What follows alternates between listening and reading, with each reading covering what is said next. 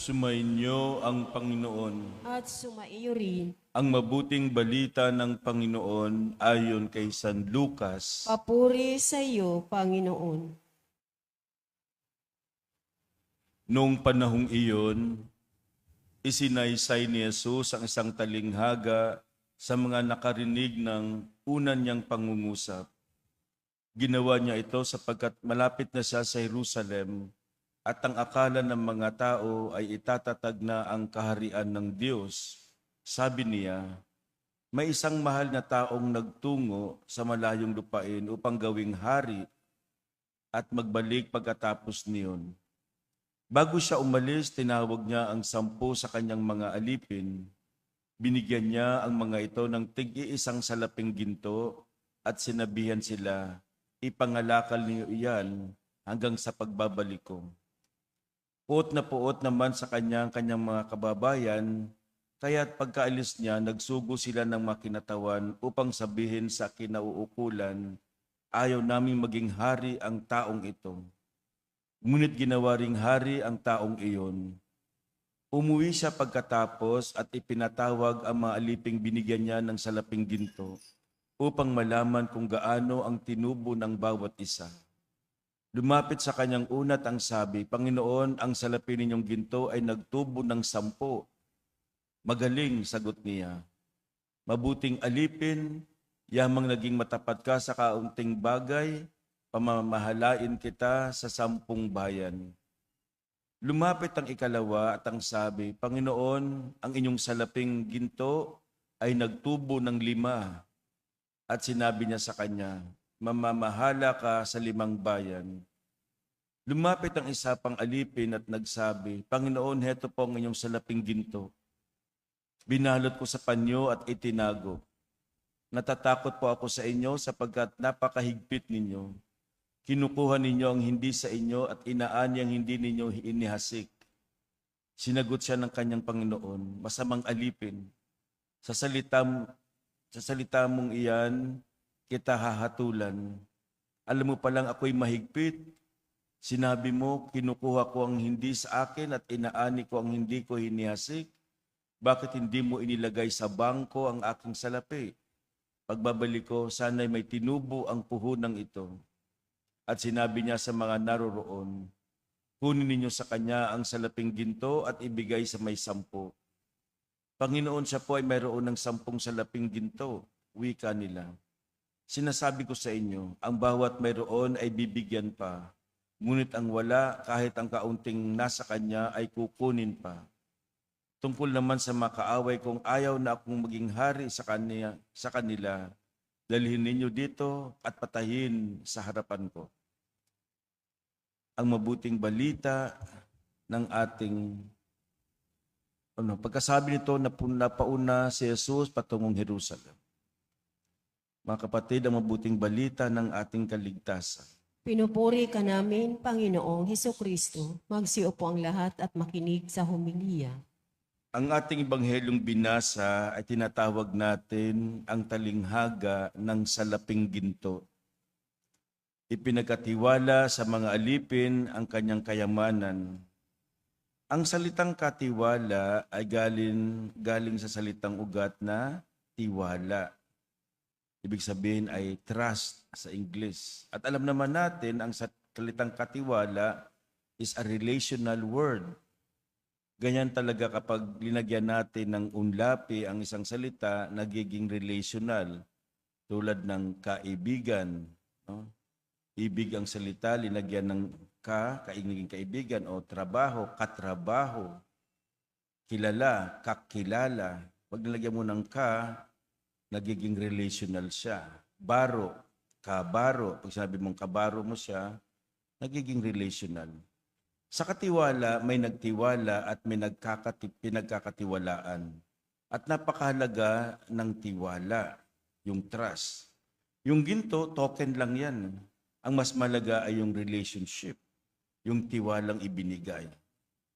Kaya para sa akin, mas gusto kong tawagin ang talinghaga ng pagtitiwala or parable of trust rather than parable of the money or the ginto. No?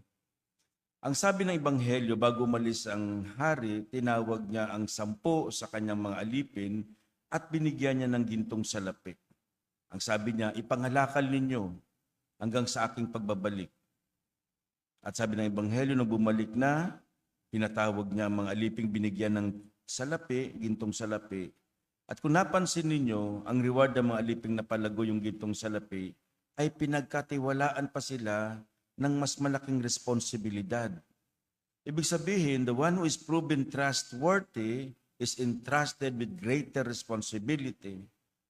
Greater responsibility means greater trust. Kaya sabi ko, mas gusto kong tawagin itong the parable of trust. Dalawang maiksing punto ang gusto kong i-propose para sa ating pagninilay. Unahin natin yung aliping pinagkatiwalaan na parang sinira niya yung tiwala ng kanyang master. The one who broke the master's trust.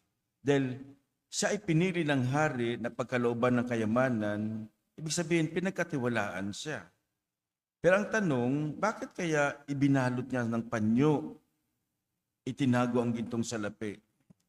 Well, hindi lang dapat ang hari ang may tiwala sa kanyang mga alipin. Dapat yung alipin ay may tiwala din sa hari. No? Gawin yung intensyon ng hari. Kung nasira yung tiwala ng hari sa kanyang alipin, para sa akin, mas naunang nasira yung tiwala ng alipin sa hari. Anong dahilan kung bakit hindi siya nagtiwala sa hari? Sabi dito, napakahigpit mo. Kinukuha mo ang inyong hindi sa iyo. Inaan niyang hindi mo tinanim, inihasik.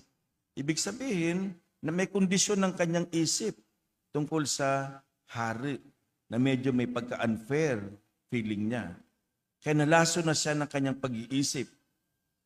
Baka nga sinabi pa niya sarili niya, naku, gagamitin lang ako nitong haring ito para lang mas lumaman siya. Mas lalo siyang yumaman. No?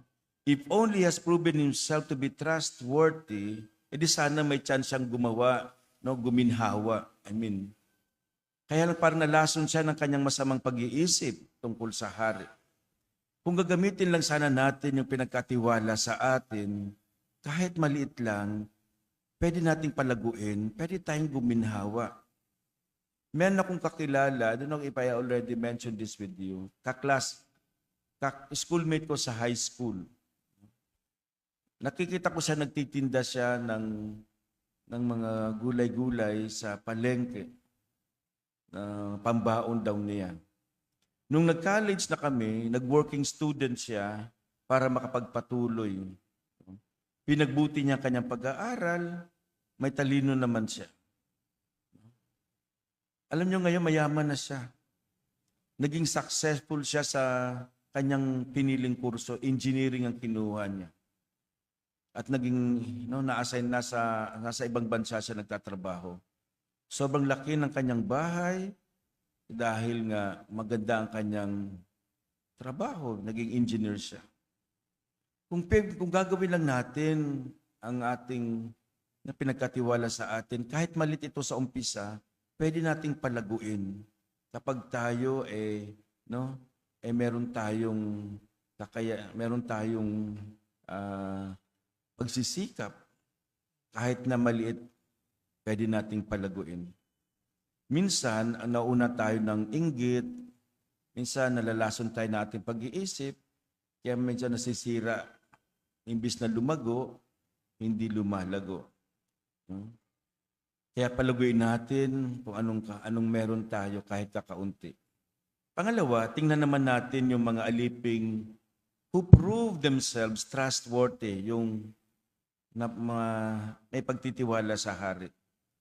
Marahil kilala din nila kilala din ng mga alip nitong hari na very demanding. Alam din nila, magpit ang hari. No? Hindi naman perpekto ang tao. We are not living in a perfect world. Marahil alam din nila ang ugali ng hari. Pero kahit na mahigpit ang hari, marahil sa kanilang puso, puno sila ng pagpapasalamat dahil napagkatiwalaan sila. Marinisip nila sa dami-daming pwedeng pagkatiwalaan, sila ay nasama. Kaya marahil sa isip nila, gagawin ko ang lahat para hindi masira ang tiwala ng hari sa akin. Maganda kung meron tayong ganitong attitude, puno ng pagpapasalamat dahil biniyayaan tayo. Minsan nga hindi tayo karapat-dapat, pero ibinigay pa sa atin kahit pa paano meron tayo. That we should consider everything as grace. Dapat maging masaya tayo kung anong pinagkaloob sa atin. Huwag tayong mainggit sa iba. Alam niyo po, merong study na ginawa sa University of Iowa tungkol sa mga Olympic athletes na nanalo. Na-mention ko siguro dito sa inyo. According to the study, yung mga bronze medalists ay mas masaya pa daw kaysa mga silver medalists. Of course, masaya yung gold kasi sila yung first. Pero according to the study, yung pang-third ay mas masaya pa kaysa pangalawa. Bakit? Kasi yung mga silver medalists, yung pangalawa, they view their wins from different standards and comparison. Sa silver medalist, kaya siya malungkot kasi kinukumpara niyang sarili niya kay gold medalist. Sayang, ako na sana yung first. No? Pero yung third medalist, ang sabi naman niya, at least kahit papaano, naka-place ako. Marami kaming contestant. Pero kahit papaano, nakapasok ako, pang third. Masaya pa rin siya. Yung isa, parang inggit. Yung isa naman, at least, no? They're coming from different standard and comparison. Masaya siya kahit papaano ay naging third siya. Isa naman inggit dahil sayang, persona ako. Kaya ganito tayo, kahit na anong meron tayo, magpasalamat tayo. At maging responsable tayo sa paggamit para maibalik natin dahil sa bandang huli daw, kung anong pinagkalob sa atin, ay magkakaroon tayo ng pagsusulit. Ano bang ginawa mo sa malit na bagay? Sa bandang huli, tatanungin tayo. Please don't say life is unfair. Just be the best version of yourself. Kapag ganitong pananaw natin, pagkakatiwalaan pa tayo ng mas malalaking halaga of greater responsibility.